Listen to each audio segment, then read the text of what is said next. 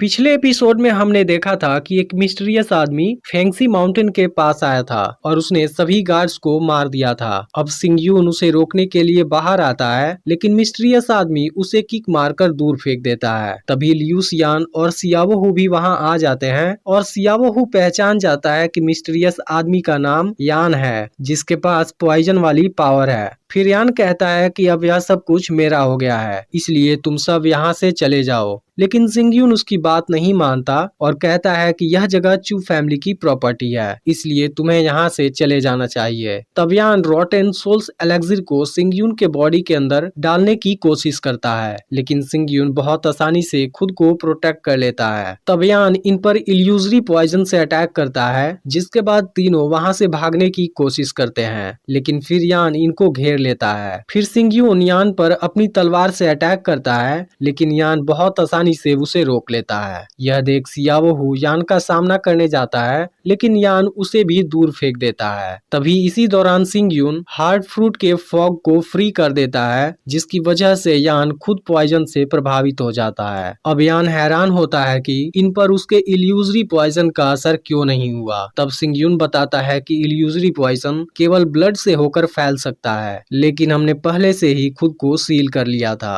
इसके बाद सिंगयून उस पर अटैक करके उसे जख्मी कर देता है, जिसके बाद यान यहाँ से चला जाता है, लेकिन वह फिर से इन पर अटैक करने की भी धमकी देता है। अब सियावोहू सिंगयून से पूछता है कि यान कैसे इतना स्ट्रॉन्ग हो गया है। तब सिंगयून बताता है कि यान शुरुआत से ही स्पिरिचुअल पावर का यूज नहीं कर रहा था। उसने जो वॉयलेट लिक्विड यूज किया था वह किसी भी चीज को डिस्ट्रॉय कर सकती है। यान एक रैन पॉइजन से प्रभावित है। फिर मैंने जैसे ही सील को हटा दिया, उसने खुद को प्रोटेक्ट करने के लिए अपनी पावर का यूज किया, जिसकी वजह से पॉइजन उसकी बॉडी से बाहर आने लगा। तभी लियूस यान कहती है कि अगर यान ने फिर से खुद को रिकवर कर लिया तो वह जरूर आएगा, जिस पर सिंगयून कहता है कि वह पॉइजन बहुत पावरफुल है, इसलिए यान 3 दिनों के अंदर ही मर जाएगा। फिर सियावोहू पूछता है कि यह पॉइजन कैसे न्यूट्रलाइज हो सकता है, जिस पर सिंगयून कुछ नहीं बोलता। तभी हम देखते हैं कि यान वहीं छुपकर इनकी सारी बातें सुन लेता है। दूसरी तरफ पिंग सियान और उसके साथ वाले लोग अब सिंगयून से फायर स्टोन को छीनना चाहते हैं, इसलिए वह सब इसके लिए प्लानिंग कर रहे हैं। इधर सिंगयून बाहर बैठा होता है। तभी यान चुपके से वहां आता है, लेकिन सिंगयून उसे पहचान जाता है और यहाँ पर आने की वजह पूछता है। तब यान कहता है कि अगर तुम मुझे रैन पॉइजन को न्यूट्रलाइज करने का तरीका बता दोगे, तब मैं हार्ड फ्रूट को तुम्हें दे दूंगा। तब इस पर सिंगयून कहता है कि वह तो पहले से ही मेरा है। फिर यान कहता है कि मैं अपने रैन पॉइजन से पूरे सिटी के लोगों को मार दूंगा। तब सिंगयून कहता है कि इसमें सबसे पहले तुम्हारी ही जान जाएगी। अब यान समझ जाता है कि सिंगयून पॉइजन के बारे में बहुत कुछ जानता है, इसलिए वह खुद को ठीक करने के बदले में 3 सालों तक चू फैमिली के प्रोटेक्शन का वादा करता है। लेकिन सिंगयून यान से उसकी पूरी लाइफ तक का प्रोटेक्शन मांगता है, जिस पर यान गुस्सा हो जाता है और यहाँ से चला जाता है। तभी कुछ देर बाद यहाँ चू फैमिली का एल्डर एक आदमी के साथ सिंगयून को मारने आ जाता है। फिर सिंगयून के साथ इनकी आपस में फाइट होने लगती है, जिसके दौरान दोनों सिंगयून पर भारी पड़ने लगते हैं। तब इसी बीच सिंगयून जहरीली नीडल से पहले वाले को जख्मी कर देता है, जबकि दूसरा वाला खुद उस नीडल को अपने हाथ से पकड़ लेता है।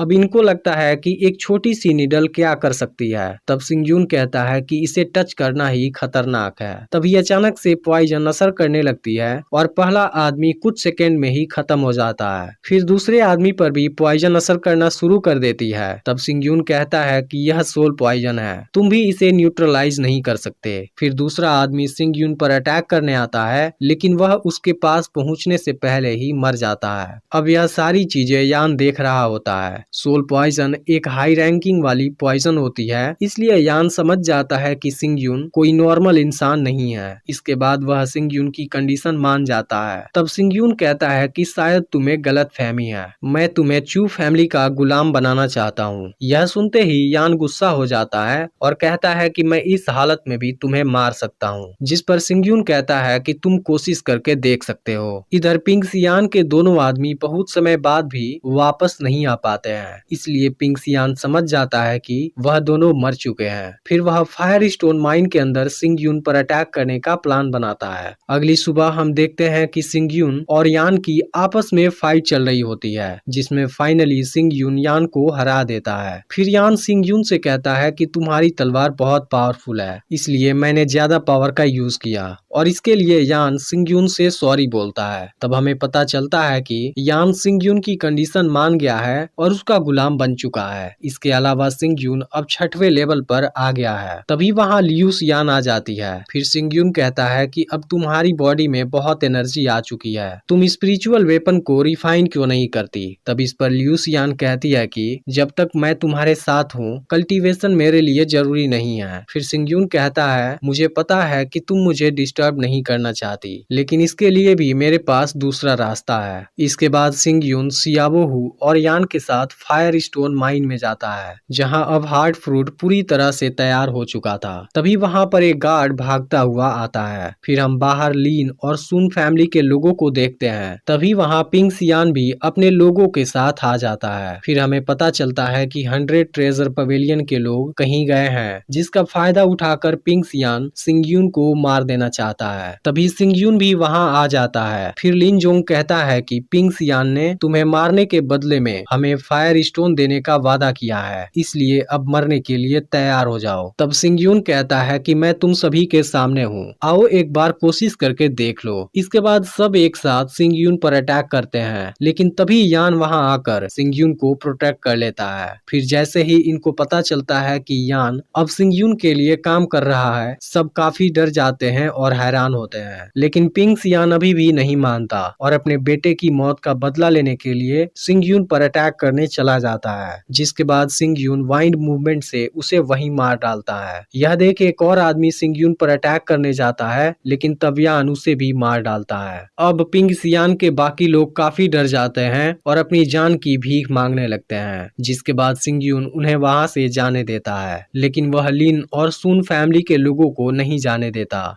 फिर लिन जोंग इसका सारा ब्लेम पिंक सियान पर डालने लगता है और सिंग यून से सॉरी बोलता है, लेकिन सिंग यून उसे माफ नहीं करता। अब लिन जोंग गुस्से में आकर सिंग यून पर अटैक करने जाता है, लेकिन फिर यान उसे रोक देता है और इसके लिए पीटता भी है। जिसके बाद लिन जोंग कहता है कि मैं चू फैमिली के साथ अलायंस करने के लिए तैयार हूँ। तब सिंग यून कहता है कि मुझे इसकी जरूरत नहीं है। फिर यान अपनी पावर से इनके ऊपर अटैक करने लगता है। यह देख लिन जोंग काफी डर जाता है और चू फैमिली का गुलाम बनने के लिए तैयार हो जाता है। जिसके बाद बाकी लोग भी चू फैमिली का गुलाम बनने के लिए तैयार हो जाते हैं। तब सिंग यून कहता है कि अगर तुम सब सियावो हु को अपना मास्टर मानोगे, मैं तभी तुम सबको जिंदा छोड़ूंगा। यह सुनकर पहले तो वह लोग मना करते हैं, लेकिन यान जब फिर से अटैक करने जाता है, सब सियावो हु को अपना मास्टर मान लेते हैं। वहीं अब लियू सियान अपने स्पिरिचुअल वेपन को रिफाइन करने की कोशिश करती है, लेकिन वह इसमें पूरी तरह सक्सेसफुल नहीं हो पाती। अगले सीन में हम 100 ट्रेजर पवेलियन का सीन देखते हैं, जहां पर स्पिरिट एलिमिनेटिंग पर्ल की नीलामी चल रही होती है, जिसकी एनर्जी से सोल एनर्जी गेन कर रहे किसी भी वॉरियर को मारा जा सकता है। तभी सिंग यून वहां आता है और उसे हाईएस्ट बिडिंग पर खरीद लेता है। दूसरी तरफ सियाबो हु और यान की फाइट प्रैक्टिस के दौरान लियू सियान जख्मी होने वाली होती है, लेकिन सिंग यून ठीक समय पर उसे बचा लेता है। फिर वह लियू सियान से उसके स्पिरिचुअल वेपन रिफाइनिंग के बारे में पूछता है। तब लियू सियान बताती है कि मैंने कई बार कोशिश किया,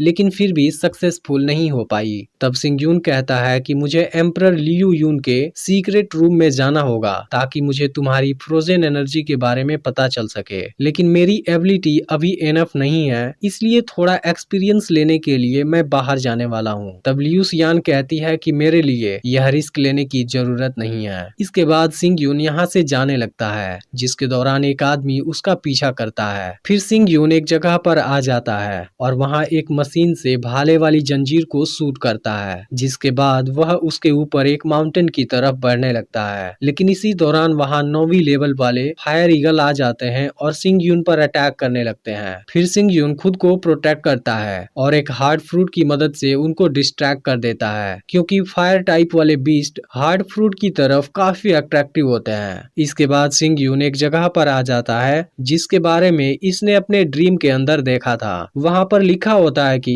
क्वान कुन एनर्जी को हासिल करने के लिए सबसे पहले तुम्हें 7 आपदाओं से होकर गुजरना होगा। फिर सिंग यून एक पूल के पास आता है, जिसे ओपन करने पर वहाँ एक पावरफुल तलवार दिखाई देती है। फिर सिंग यून इसे रिफाइन करने की कोशिश करता है और इसे अपने तलवार के साथ कंबाइन करने जाता है, लेकिन वह तलवार ऐसा नहीं होने देती और सिंग यून पर अटैक करने की कोशिश करने लगती है। तब सिंग यून स्पिरिचुअल गोल्ड लोटस क्रिएट करके उसे रोक देता है और फिर अपनी तलवार के साथ उसे कंबाइन करने लगता है। अब यह सिचुएशन काफी खतरनाक हो जाती है, क्योंकि अगर सिंग यून इस प्रोसेस को बीच में रोक देगा तभी स्पिरिचुअल तलवार इसे नुकसान पहुंचा सकती है। तभी अजीब आदमी भी यहाँ तक पहुंच जाता है। फिर वह अपनी रियलिटी रिवील करता है और पता चलता है कि वह पिंग सियान का बेटा चुयांग है। अब चुयांग की वजह से सिंग यून डिस्ट्रैक्ट होने लगता है, जिसके दौरान सिंग यून को काफी परेशानी होने लगती है। यह देख चुयांग समझ जाता है कि इस समय सिंग यून काफी कमजोर हो गया है। अब कुछ समय में कंबाइन प्रोसेस खत्म होने वाला ही होता है, लेकिन तभी चुयांग सिंग यून पर अटैक कर देता है।